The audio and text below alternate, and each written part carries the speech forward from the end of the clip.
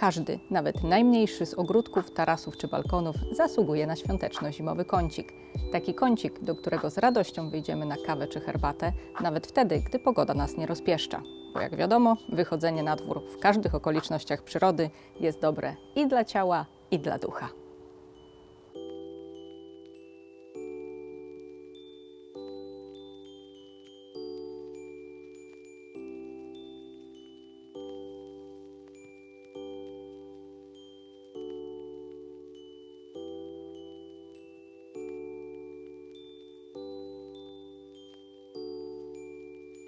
W naszym kąciku w tym roku króluje ta kompozycja w metalowym koszu na drewno.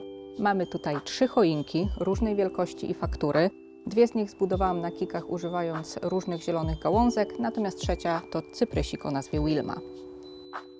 Jeżeli macie ochotę zobaczyć, jak dokładnie powstała ta kompozycja w koszu na drewno, zapraszam na wideo podlinkowane na końcu tego filmiku.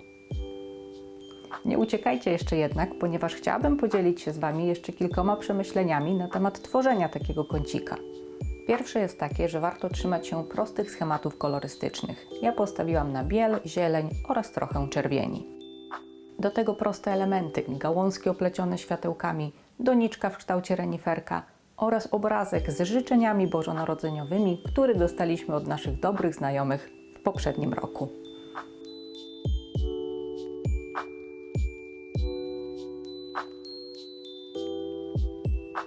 Po okresie bożonarodzeniowym usunę te takie bardzo świąteczne elementy, jak na przykład czerwone kokardki i dzwoneczki.